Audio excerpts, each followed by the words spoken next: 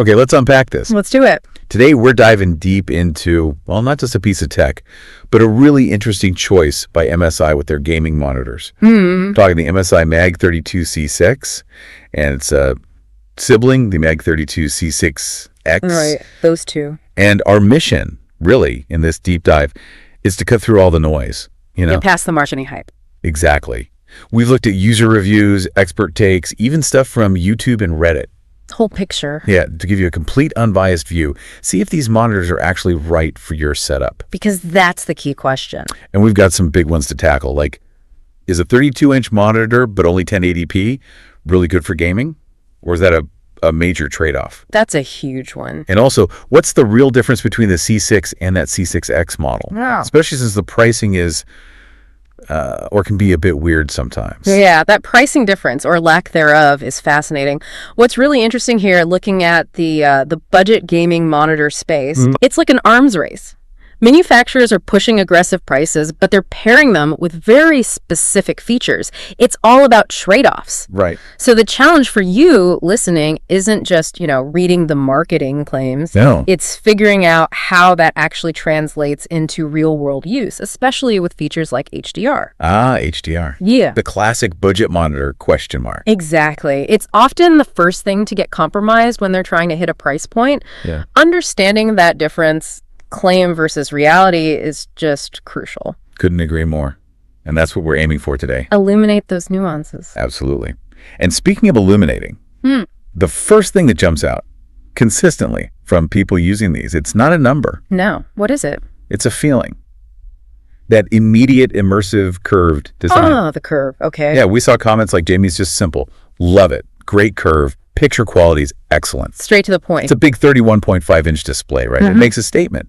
And for a lot of people, that curve is the main draw. Well, from a sort of wider view, curvature in gaming isn't just looks. Right. It actually changes how you perceive the game. It uses your peripheral vision, pulls you in, creates a wider field of view that kind of wraps around you. So it feels more encompassing. Precisely. Especially for those really immersive games, open world stuff, racers, flight sims. Yeah, I can see that. Every little bit of extra immersion just makes it better. It makes you feel in the game, not just looking at it. Like that user said, adds to the immersion of games. Like being in the cockpit or the driver's seat. Exactly that feeling. Okay, so immersion, check. But what about the engine, the performance?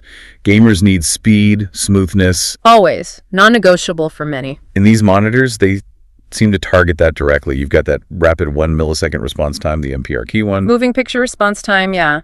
Important for motion clarity. Right, cuts down on blur, ghosting. Keeps things crisp when everything's moving fast. Crucial. Then the refresh rates, the standard MAG 32C6, are pretty quick, 180 hertz. Which is already very smooth. But then the C6X variant pushes that even higher, up to 250 hertz. Quite a jump. And people seem to like it. Bridget called it a great gaming monitor. Yeah. Easy to use and set up. Simple praise, but tells you something. So for you, the listener, the big question is, what does that ultra smooth responsiveness actually feel like, and how does it help? Yeah, what's the practical benefit? Well, that combo 1 beaters MPRT, 180 or 250 hertz, it means basically no lag in what you see. Okay. In those fast competitive games. That gives you a real competitive edge. Think shooters, fighting games. Tracking targets, hitting combos. Exactly. Less screen tearing, smoother motion means you see things maybe a fraction earlier, react faster. Makes sense? And then there's adaptive sync too. Right, that helps smooth things out even more. Yeah, it matches the monitor's refresh rate to your graphics card's output, so it virtually kills screen tearing and stuttering. Just smooth, tear-free gaming. Butter smooth, as they say. Pretty much. Okay, now, let's get to the elephant in the room. Or maybe the pixels on the screen. Uh-oh. The resolution. Bingo. 1080p, full HD, on a 31.5-inch screen. Yeah, that definitely raises eyebrows. For a lot of people, that's like alarm bells, especially if you do anything other than gaming. We saw one review explicitly say, not ideal if you wish to do any productivity work, word processor or Excel. Resolution. Really not suitable enough on a 31.5 screen. Whew, pretty blunt.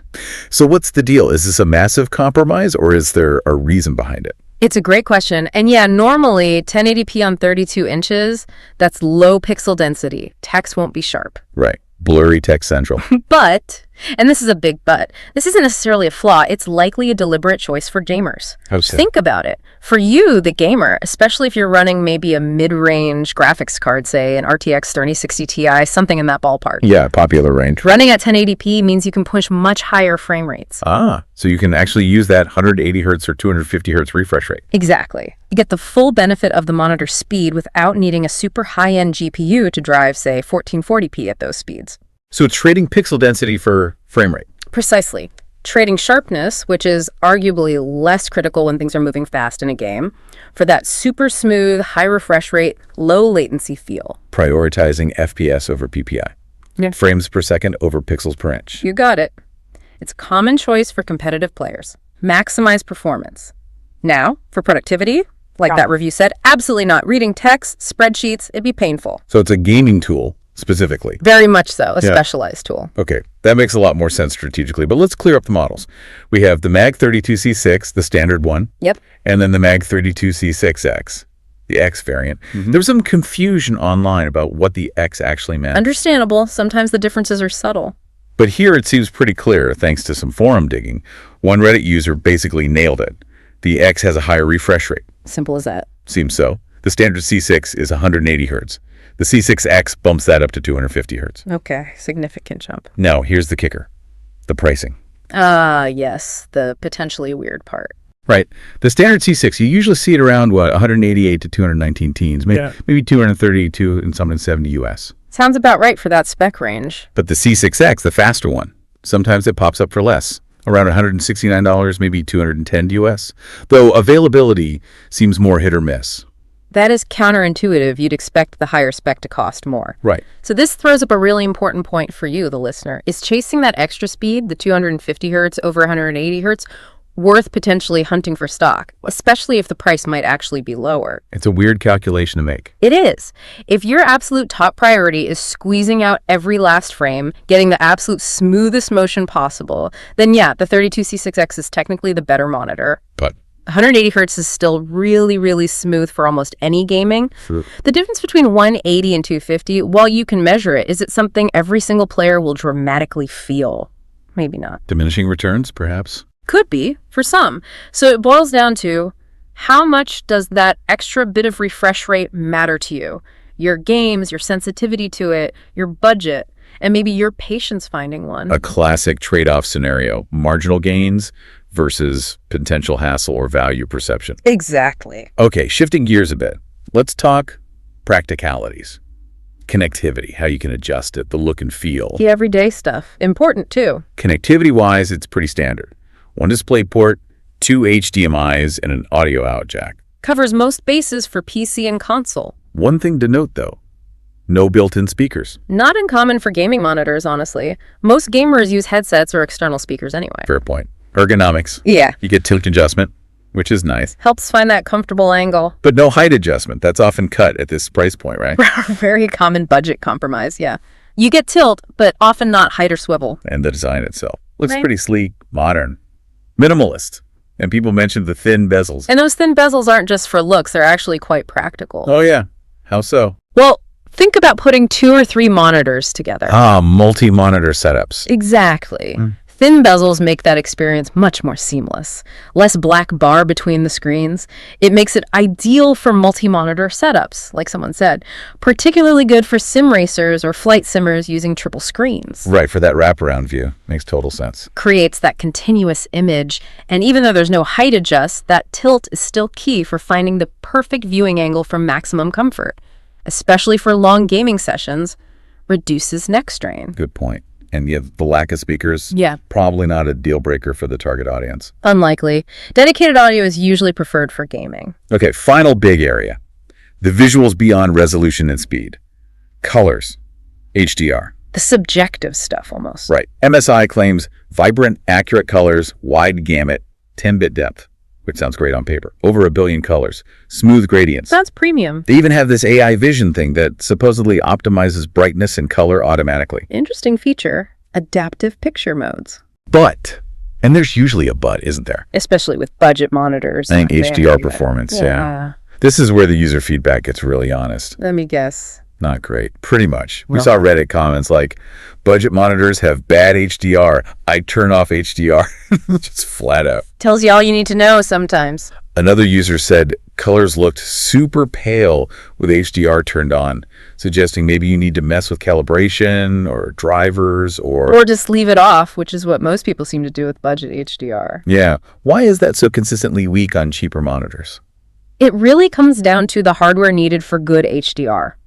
True high dynamic range needs stuff like sophisticated local dimming, where parts of the screen can get much brighter or darker independently, Right. and very high peak brightness levels, way higher than most budget panels can actually achieve. Without those, you just don't get the dramatic contrast and brightness that makes HDR impressive. So they can accept the HDR signal, but they can't really display it properly. That's often the case. The result can even look worse than standard dynamic range washed out, unnatural colors. So the consensus, like the reviews say, HDR on this monitor is not great. Manage your expectations there. Got it. So HDR is basically a non-feature here, practically speaking. What about compatibility? Did people mention using it with consoles or other devices? Yeah, there was some feedback. PlayStation 4 Pro, PlayStation 5 apparently worked well overall. Okay. But HDR was still the weak point, even there. Someone even tried a Steam Deck with a third-party dock. Oh, interesting. How did that go? It was still playable, apparently, but they saw some minor red pixelization on black loading screens. So not perfect, but functional. Right. It reinforces the idea that these monitors are really laser-focused on their main strengths. That immersive curve, high refresh rate for PC gaming, not necessarily advanced features like top-tier HDR or perfect compatibility with every single device under the sun. Okay. So let's try and wrap this all up. After this deep dive, what's the takeaway for you, the listener? What does it all mean? Yeah. It feels like these MSi monitors, the MSi 32C6 and C6X, are really strong options if you want immersive, super responsive 1080p gaming. Especially for certain setups. Right, like mid-range PCs where you want to max out frame rates at 1080p, or those multi-monitor sim rigs we talked about. The curve, the thin bezels, the high refresh, it all plays into that. And the value seems pretty good based on the pricing, especially if you snag that C6X deal. Definitely offers smooth performance for the money, lots of positive feedback specifically for gaming, but you absolutely have to be aware of that 1080p resolution on a 31.5-inch screen if you plan to do any productivity. It's just not built for that. Not its job. And crucially, keep those HDR expectations way, way down. You'll probably just turn it off. Very likely. So know what you're buying. A specialized gaming tool. Which actually brings up a really interesting final thought for you, the listener, to chew on. Well, yeah. If a monitor is this good at its core job, high refresh, immersive gaming at a great price, how much should you really care about compromising on other things? Like productivity, sharpness, or top-tier HDR. Exactly. Especially when value is a big part of the equation. It forces you to think really hard about your primary use case. What do you really need your monitor to do well? Precisely. Do you need that all-rounder that's okay at everything? Or is a specialist, like these MSi monitors seem to be, that excels at gaming but has clear limitations elsewhere, actually the better fit for your specific needs? A really good question to ask yourself. The answer will tell you if one of these belongs on your desk.